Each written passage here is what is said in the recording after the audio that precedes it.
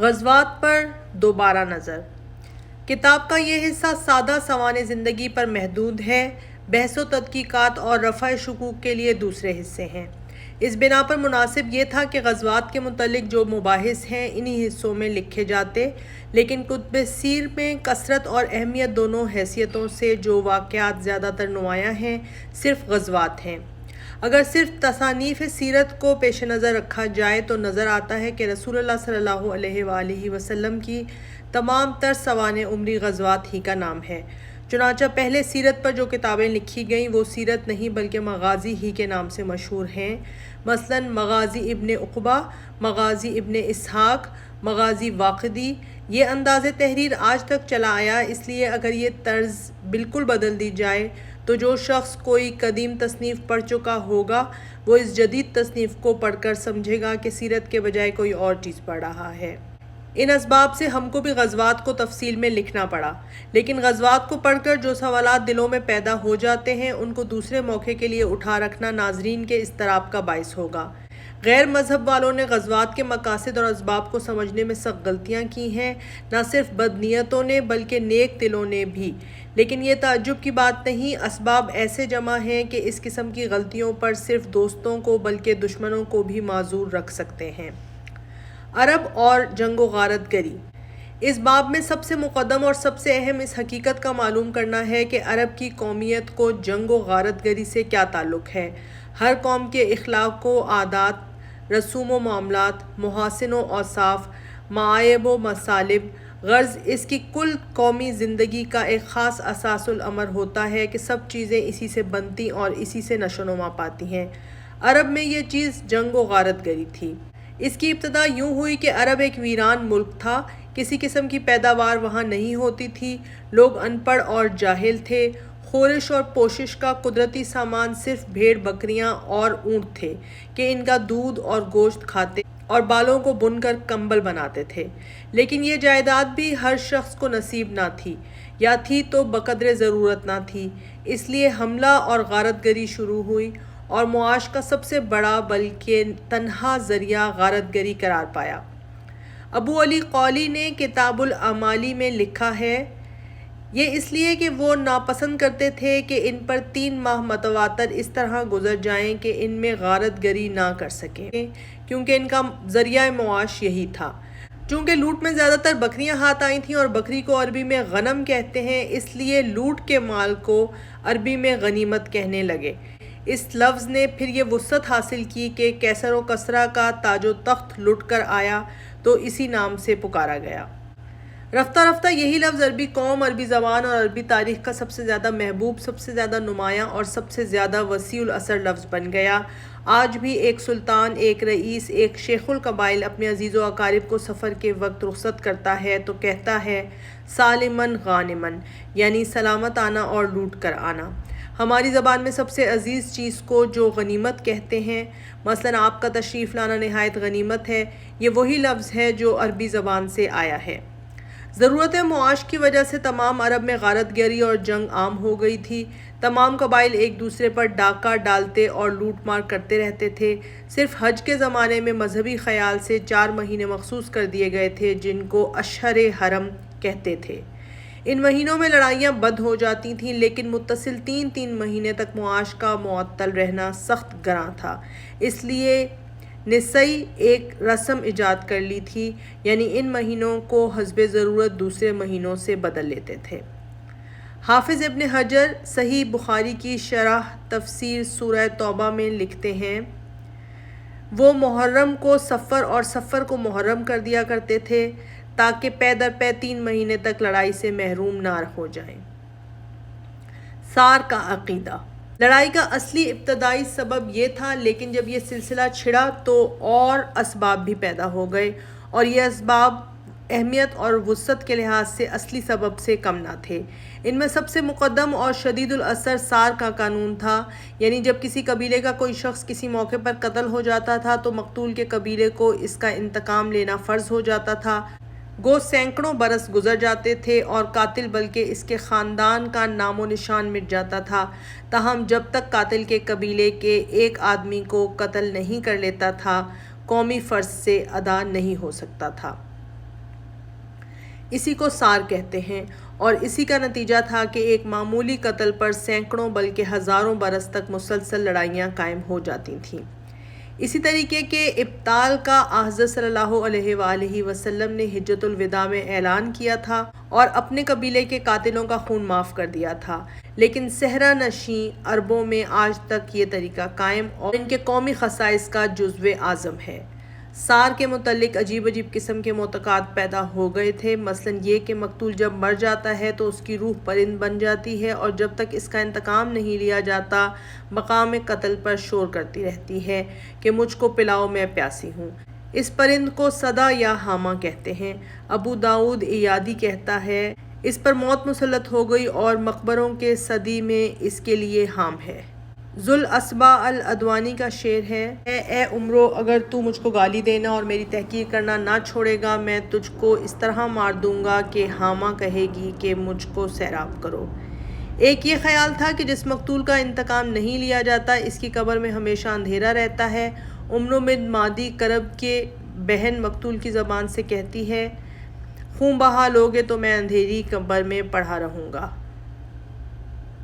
اس بنا پر خون بہا لینے کو عیب سمجھتے تھے۔ اسی شاعرہ کا مصرع ہے، اور خون بہا لینا ہے تو بوچے شترمرغ کا کان پکڑ کر لے جاؤ۔ غیرت اور حمیت کی بنا پر اس بات کو عیب سمجھتے تھے کہ مقتول پر نوحہ کیا جائے، گو کتنی ہی بڑی مصیبت ہو لیکن اس کو مرنے پر روتا ہوا نہ دیکھو گے۔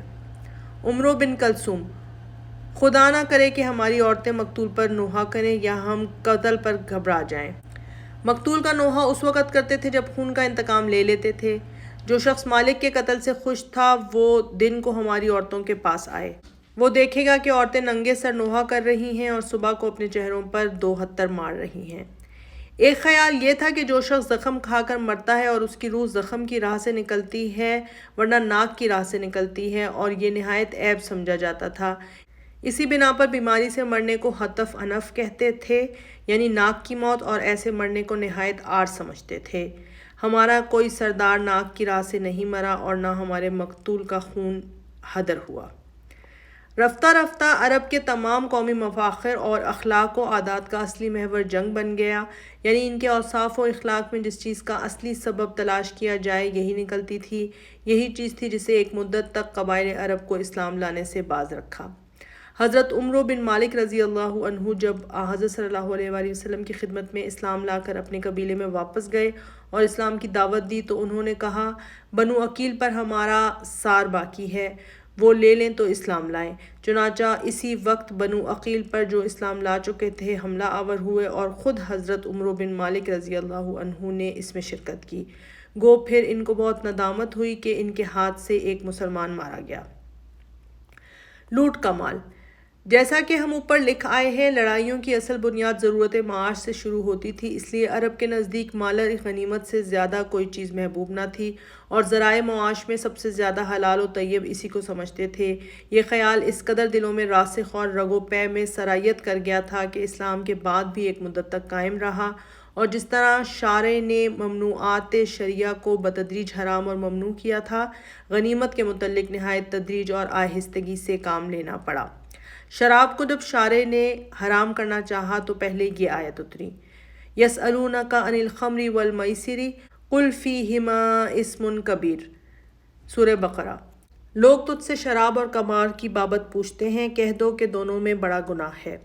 اس پر حضرت عمر رضی اللہ عنہ نے کہا، اللہم بین لنا فی الخمر بیانا شافیا، اے اللہ شراب کے متعلق ہم کو صاف احکام بتا۔ پھر یہ آیت اتری، لا تقربوا الصلاۃ وانتم سکارا، نشے کی حالت میں نماز نہ پڑھو، سورہ نساء۔ چنانچہ نماز کا وقت آتا تو حضرت صلی اللہ علیہ وآلہ وسلم کے حکم سے ایک شخص منادی پکارتا کہ کوئی شخص نشے میں نماز کو نہ آئے۔ پھر یہ آیت اتری، یا ایھا الذین آمنوا انما الخمر والمیسر والانصاب والازلام رجس من عمل الشیطان فاجتنبوہ لعلکم تفلحون، انما یرید الشیطان ان یوقع بینکم العداوۃ والبغضاء فی الخمر والمیسر ویصدکم عن ذکر اللہ وعن الصلاۃ فہل انتم منتہون، سورہ مائدہ۔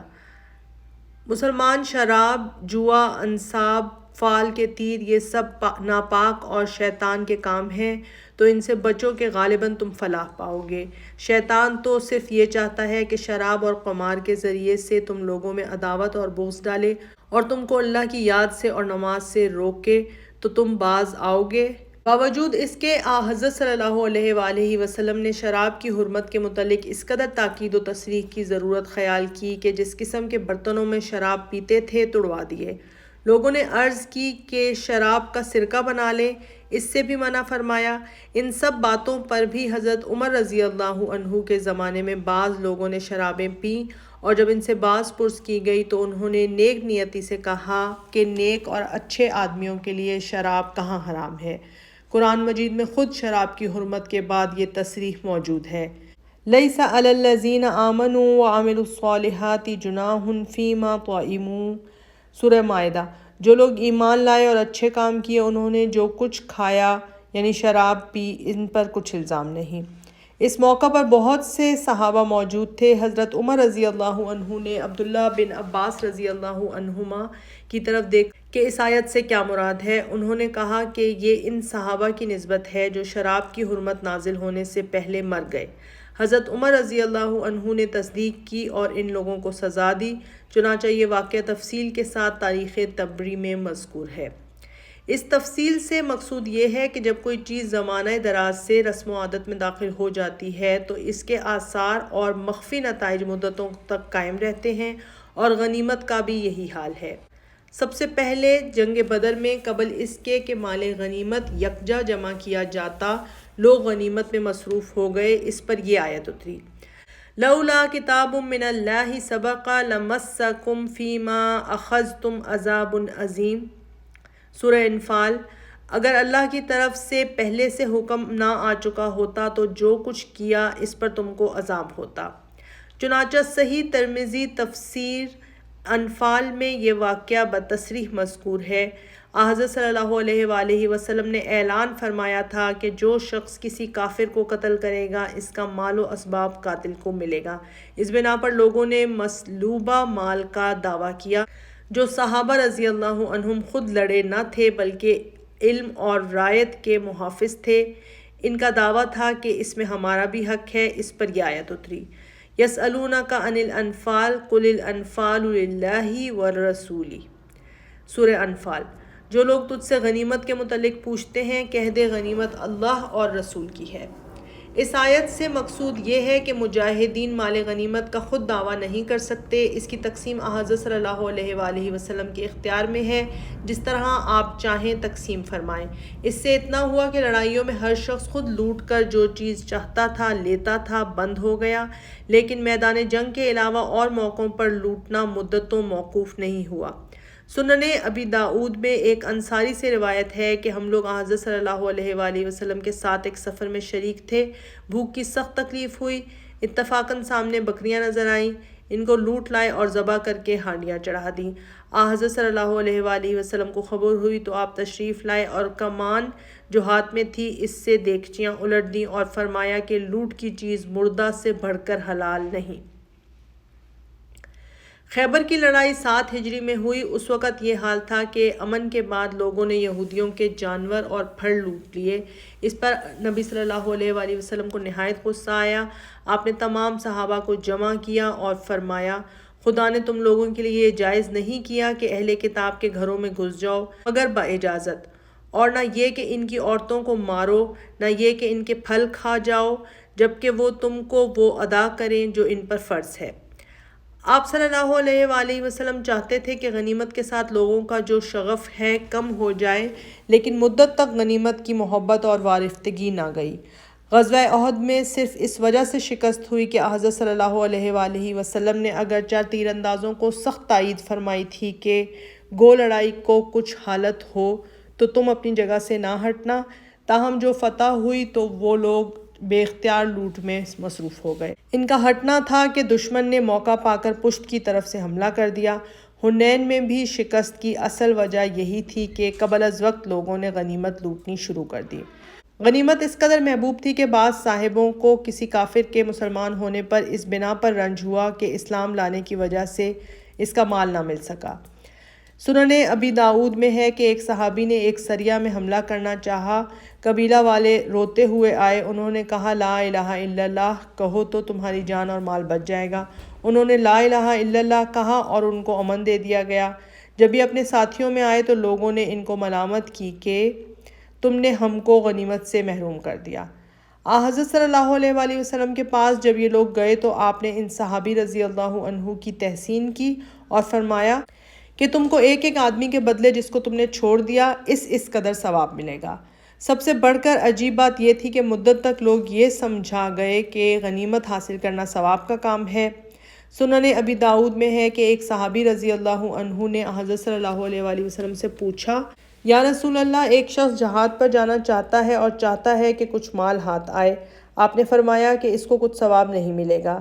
یہ جواب انہوں نے آ کر لوگوں سے بیان کیا تو لوگوں کو بہت تعجب ہوا اور ان سے کہا کہ تم نے نبی صلی اللہ علیہ وسلم کا مطلب نہیں سمجھا، پھر جا کر پوچھو۔ انہوں نے دوبارہ پوچھا اور وہی جواب ملا۔ ان لوگوں نے پھر بھیجا اور پھر نبی صلی اللہ علیہ وآلہ وسلم نے یہی فرمایا کہ اس کو کچھ ثواب نہیں ملے گا۔ اس قسم کے اور بہت سے واقعات ہیں۔ وحشیانہ افعال۔ عرب میں لڑائیوں کی شدت اور وسعت نے نہایت وحشیانہ رسمیں قائم کر دی تھیں، جن میں سے چند کی تفصیل یہ ہے۔ نمبر 1، اسیران جنگ کو جب قتل کرتے تو چھوٹے چھوٹے بچوں اور عورتوں کو بھی قتل کرتے تھے، بلکہ آگ میں جلا دیتے تھے۔ نمبر 2، غفلت یا نیند کی حالت میں دفعتاً دشمن پہ جا پڑتے تھے اور قتل و غاری شروع کر دیتے تھے۔ یہ طریقہ عام اور کثرت سے رائج تھا۔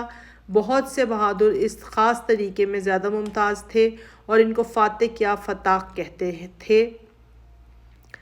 ثابت شرح سلیق ابن سلقہ اسی قسم کے لوگ تھے۔ نمبر 3، زندوں کو آگ میں جلا دیتے تھے۔ عمرو بن ہند عرب کا ایک بادشاہ تھا۔ اس کے بھائی کو جب بنو تمیم نے قتل کر دیا تو اس نے منت مانی کہ اس کے بدلے 100 آدمیوں کو قتل کروں گا۔ چنانچہ بنو تمیم پر حملہ کیا۔ وہ لوگ بھاگ گئے، صرف ایک بڑھیا رہ گئی تھی جس کا نام حمرہ تھا۔ اس کو گرفتار کر کے زندہ آگ میں ڈال دیا۔ اتفاق یہ کہ یہ سوار جس کا نام عمار تھا آ نکلا۔ عمروں نے پوچھا کہ کیوں آئے؟ اس نے کہا میں کئی دن کا بھوکا تھا، دھواں اٹھتے دیکھا تو سمجھا کھانا ہوگا۔ عمروں نے حکم دیا کہ وہ بھی آگ میں ڈال دیا جائے۔ چنانچہ اس حکم کی تعمیل کی گئی۔ جریر نے اپنے شعر میں اسی واقعے کی طرف اشارہ کیا ہے۔ نمبر 4، بچوں کو نشانہ بنا کر تیروں سے مارتے تھے۔ داہس اور غبرہ کی لڑائیوں میں قیس نے بنو ذبیان کے پاس اپنے بچے ضمانت کے طور پر رکھے تھے۔ حذیفہ نے جو بنو ذبیان کا رئیس تھا ان بچوں کو لے جا کر ایک وادی میں کھڑا کیا اور ان کو نشانہ بنا کر قدر اندازی کرتا رہا۔ اتفاق سے کوئی لڑکا نہ مرا تو دوسرے دن پر اٹھا رکھا جاتا تھا۔ چنانچہ دوسرے دن یہ تفریح انگیز چاند ماری پھر شروع ہوتی تھی اور لوگ یہ تماشا دیکھتے تھے۔ نمبر 5، قتل کا ایک طریقہ یہ تھا کہ ہاتھ پاؤں اور دیگر اعضاء کاٹ کر چھوڑ دیتے تھے کہ وہ تڑپ تڑپ کر مر جاتا۔ غطفان اور عامر کی لڑائیوں میں اسی خوف سے حکیم بن الطفیل نے اپنے آپ کو خود گلا گھونٹ کر مار ڈالا تھا، جیسا کہ عقد الفرید میں بتفصیل مذکور ہے۔ ارنیا کے لوگ جو حضرت صلی اللہ علیہ وآلہ وسلم کی خدمت میں بظاہر اسلام لا کر حضرت صلی اللہ علیہ وآلہ وسلم کے غلام کو پکڑ لے گئے تو اس کے ہاتھ پاؤں کاٹ ڈالے، پھر اس کی آنکھیں اور زبان میں کانٹے چبھوئے یہاں تک کہ وہ تڑپ تڑپ کر مر گئے۔ نمبر 6، مرنے کے بعد بھی انتقام کا جوش طرح طرح کی نفرت انگیز صورتوں میں ظاہر ہوتا تھا۔ مردوں کے ہاتھ پاؤں، کان اور ناک وغیرہ کاٹ لیتے تھے۔ ہند نے جنگ احد میں اسی رسم کے موافق حضرت حمزہ رضی اللہ عنہ اور دیگر شہداء کے اعضاء کاٹ کر ہار بنایا اور گلے میں پہنا تھا۔ نمبر 7، منت مانتے تھے کہ دشمن پر قابو ہاتھ آئے گا تو اس کی کھوپڑی میں شراب پئیں گے۔ سلافہ کے 2 بیٹے جنگ احد میں عاصم کے ہاتھ سے مارے گئے۔ اس بنا پر سلافہ نے منت مانی کہ عاصم کی کھوپڑی میں شراب ڈال کر پیے گی۔ یہ بھی معمول تھا کہ مقتول کا کلیجہ نکال کر کھا جاتے تھے۔ ہند نے حضرت حمزہ رضی اللہ عنہ کا کلیجہ جو نکال کر چبا لیا تھا، اس کا حال اوپر گزر چکا ہے۔ نمبر 8، حاملہ عورتوں کا پیٹ چاک کر ڈالتے اور اس پر فخر کرتے تھے۔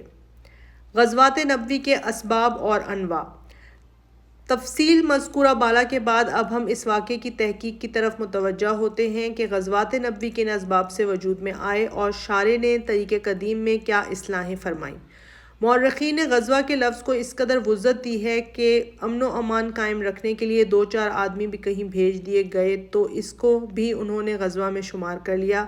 غزوہ کے علاوہ ایک اور لفظ یعنی سریہ، غزوہ اور سریہ میں لوگوں کے نزدیک یہ فرق ہے کہ غزوہ میں کم سے کم آدمیوں کی ایک خاص تعداد ضرور ہے، سریہ میں کوئی قید نہیں۔ ایک آدمی بھی کہیں لڑائی کی دیکھ بھال کو بھیج دیا گیا تو یہ بھی سریہ ہے۔ بعضوں کے نزدیک غزوہ کے لیے یہ شرط ہے کہ آپ صلی اللہ علیہ وآلہ وسلم بنفس نفیس اس میں شرکت کی ہو۔ حقیقت یہ ہے کہ جس واقعے کو مورخین سریہ کہتے ہیں وہ چند قسموں پر منقسم ہے۔ نمبر 1، محکمہ تفتیش یعنی دشمنوں کی نقل و حرکت کی خبر رسانی۔ نمبر 2، دشمنوں کے حملے کی خبر سن کر مدافعت کے لیے پیش قدمی کرنا۔ نمبر 3، قریش کی تجارت کو روک ٹوک تاکہ وہ مجبور ہو کر مسلمانوں کو حج و عمرے کی اجازت دیں۔ نمبر 4، امن و امان قائم کرنے کے لیے تعزیری فوجیں بھیجنا۔ نمبر 5، اشاعت اسلام کے لیے لوگ بھیجے گئے اور حفاظت کے خیال سے کچھ فوج ساتھ کر دی گئی۔ اس صورت میں تاکید کر دی جاتی تھی کہ تلوار سے کام نہ لیا جائے۔ غزوے کی صرف 2 صورتیں تھیں۔ نمبر 1، دشمنوں نے دارالاسلام پر حملہ کیا اور ان کا مقابلہ کیا گیا۔ نمبر 2، یہ معلوم ہوا کہ دشمن مدینے پر حملے کی تیاری کر رہے ہیں اور پیش قدمی کی گئی۔ آپ صلی اللہ علیہ وآلہ وسلم کے زمانے میں جو لڑائیاں واقع ہوئیں یا اس قسم کے جو واقعات پیش آئے انہی مختلف اغراض سے تھے۔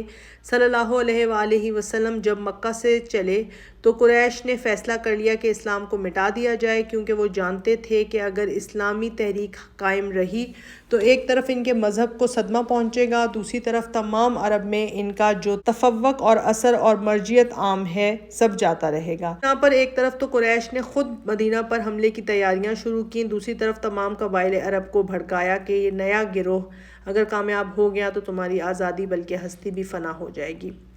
بیعت عقبہ میں جب انصار حضرت صلی اللہ علیہ وآلہ وسلم کے ہاتھ پر بیعت کر رہے تھے تو ایک انصاری نے کہا، برادران من، جانتے ہو کس چیز پر بیعت کر رہے ہو؟ یہ عرب و عجم سے اعلان جنگ ہے۔ اوپر ہم مسند درامی وغیرہ کے حوالے سے نقل کر آئے ہیں کہ حضرت صلی اللہ علیہ وآلہ وسلم جب مدینہ میں تشریف لائے تو تمام عرب مدینے پر حملے کے لیے تیار ہو گیا۔ نوبت یہاں تک پہنچی کہ مدینہ میں مہاجرین اور انصار رات کو سوتے تو ہتھیار باندھ کر سوتے تھے۔ اوپر گزر چکا ہے بحوالہ ابو داؤد کہ قریش نے عبداللہ بن ابی کو پیغام بھیجا تھا کہ محمد کو وہاں سے نکال دو ورنہ ہم خود مدینہ آ کر تمہارا اور محمد دونوں کا فیصلہ کر دیں گے۔ محکمہ تفتیش، ان واقعات کی بنا پر ضروری تھا کہ اسلام اور دارالاسلام کی حفاظت کے لیے ضروری تدبیریں اختیار کی جائیں۔ اس سلسلے کا سب سے پہلا کام یہ تھا کہ خبر رسانی اور جاسوسی کا انتظام وسیع پیمانے پر نہ کیا جائے۔ چنانچہ ابتدا ہی سے حضرت صلی اللہ علیہ وآلہ وسلم نے اس انتظام پر توجہ کی، وقتاً فوقتاً کثرت سے چھوٹی چھوٹی ٹکڑیاں بنا کر مختلف مقامات پر بھیجتے رہتے تھے۔ یہ ٹکڑیاں گو محض خبر رسانی کے لیے جاتی تھیں لیکن حفاظت کی غرض سے مسلح اور جمعیت کی صورت میں جاتی تھیں۔ یہی واقعات ہیں جن کو مورخین سرایا سے تعبیر کرتے ہیں اور ان کے نزدیک اس کا مقصد کسی قافلے کا لوٹنا یا کسی جماعت کی بے خبری کی حالت میں پڑ جانا ہوتا تھا۔ ایک بڑا قرینہ اس بات کا کہ ان دستوں کے بھیجنے سے حملہ کرنا مقصود نہیں ہوتا تھا یہ ہے کہ دستے اکثر 10-10 12-12 آدمیوں سے زیادہ نہیں ہوتے تھے اور یہ ظاہر ہے کہ اتنے تھوڑے سے آدمی لڑنے کے لیے نہیں بھیجے جا سکتے تھے۔ مثلاً 2 ہجری میں حضرت صلی اللہ علیہ وآلہ وسلم نے عبداللہ بن جہش کو 12 آدمیوں کے ساتھ مکہ کی طرف بھیجا اور سر بمہر تحریر دی کہ 2 دن کے بعد اس خط کو کھولنا۔ 2 دن کے بعد انہوں نے کھولا تو اس میں یہ الفاظ تھے، برابر چلے جاؤ یہاں تک کہ نخلا میں جا کر ٹھہرو اور جو مکہ اور طائف کے بیچ میں ہے اور قریش کی دیکھ بھال کرتے رہو اور ان کی خبریں دریافت کرو۔ مدافعت، اس انتظام کا یہ نتیجہ تھا کہ جب کوئی مدینہ پر حملہ کرنے کا ارادہ کرتا تو فوراً خبر ہو جاتی اور پیش دستی کر کے فوجیں بھیج دی جاتیں۔ اکثر سرایا اسی قسم کے تھے اور چونکہ ہم سرایا کا ذکر زیادہ تر قلم انداز کر آئے ہیں اس لیے مثال کے طور پر چند سرایا کا ذکر کرتے ہیں اور قدمائے اہل سیر کی تصریحات سے ثابت کرتے ہیں کہ یہ مہمات مدافعت کی غرض سے تھیں۔ سریہ غطفان 2 ہجری، اس غزوے کا سبب یہ تھا کہ حضرت صلی اللہ علیہ وآلہ وسلم کو خبر پہنچی کہ بنو سالبہ اور محارب کی ایک فوج ذو امر میں اس غرض سے جمع ہوئی ہے کہ حضرت صلی اللہ علیہ وآلہ وسلم کی طرف حملہ کرے۔ اس فوج کو ایک شخص نے فراہم کیا جس کا نام دعوشر ہے۔ طبقات صفحہ نمبر 23۔ سریہ ابو سلمہ 2 ہجری۔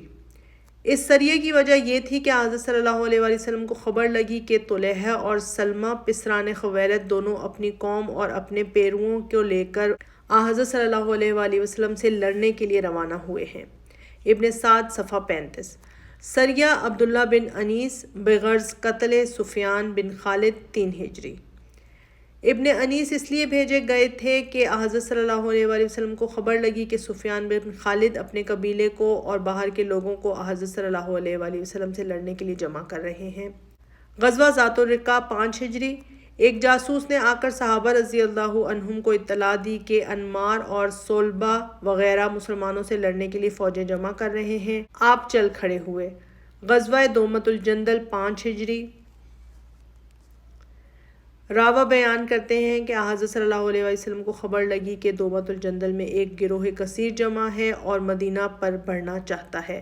ابن سعد صفحہ 44۔ غزوہ مریسی 5 ہجری۔ قبیلہ بنو مستلق خزاع کی شاخ ہے اور یہ لوگ بنو مدلج کے حلیف ہیں اور ان کا سردار حارث بن ابی ذرار تھا۔ وہ اپنی قوم کو نیز اور لوگوں کو جو اس کے قابو میں تھے لے کر چلا اور لوگوں کو رسول اللہ صلی اللہ علیہ وآلہ وسلم سے لڑنے کی دعوت دی اور لوگوں نے منظور کی۔ ابن سعد صفحہ 35۔ سریہ علی رضی اللہ عنہ بن ابی طالب بطرف فدق 6 ہجری۔ نبی صلی اللہ علیہ وآلہ وسلم کو معلوم ہوا کہ بنو سعد فدق میں یہود و خیبر کی کمک کے لیے فوج جمع کر رہے ہیں۔ سریہ بشیر بن سعد شوال 7 ہجری۔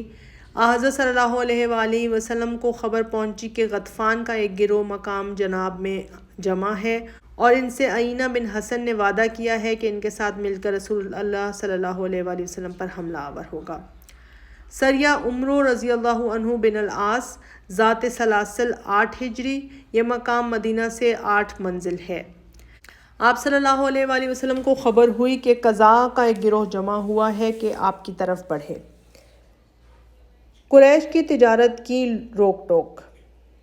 بخاری کے حوالے سے ہم اوپر نقل کر آئے ہیں کہ قریش اور مسلمانوں میں جنگ چھڑنے سے پہلے ابو جہل نے حضرت معاذ انصاری رضی اللہ عنہ سے کعبہ میں یہ کہا تھا کہ اگر تم لوگ محمد کو نکال نہ دو گے تو تم کعبے کا طواف نہیں کر سکتے۔ انہوں نے جواب دیا تھا کہ تم نے اگر ہم کو کعبہ میں آنے سے روکا تو ہم تمہاری شام کی تجارت روک دیں گے۔ مکہ سے شام کو جو قافلہ جاتا تھا مدینہ اس کی راہ میں پڑتا تھا۔ کعبہ مسلمانوں کی خاص چیز کیونکہ جس نے تعمیر کیا تھا مسلمان اسی دین کے یعنی دین ابراہیمی کے پیرو تھے۔ باوجود اس کے قریش نے مسلمانوں کو عموماً حج اور عمرے سے روک دیا اور اس کے سوا کوئی چارہ نہ تھا کہ ان کا کاروان تجارت روک دیا جائے کہ وہ مجبور ہو کر مسلمانوں کو کعبے کے اندر جانے کی اجازت دیں۔ بعض سرایا قبل حدیبیہ۔ سرایا کے ذکر میں اکثر جگہ اہل سیر لکھتے ہیں کہ یتعرض لعیر قریش یعنی اس لیے فوجیں بھیجی گئیں یا خود حضرت صلی اللہ علیہ وآلہ وسلم تشریف لے گئے کہ کاروان قریش کی روک ٹوک کی جائے۔ یہ تمام مہمات اسی غرض کے لیے تھیں چونکہ قریش تجارت کے لیے بھی ہتھیار بند ہو کر نکلتے تھے اور کم از کم 100-200 کی جمعیت لے کر نکلتے تھے، اس لیے روک ٹوک میں کبھی کبھی مقابلہ پیش آ جاتا تھا اور جب قریش شکست کھا کر بھاگ جاتے تو مال تجارت غنیمت میں حالت آتا۔ اہل سیر غلطی سے ان واقعات کو اس پیرائے میں لکھتے ہیں کہ قافلے کا لوٹنا ہی اصلی مقصد تھا۔ یہی روک ٹوک جس کی بنا پر قریش نے بالآخر حدیبیہ کی صلح کر لی، جس کی روح سے مسلمانوں کو چند خاص پابندیوں کے ساتھ حج کی اجازت مل گئی۔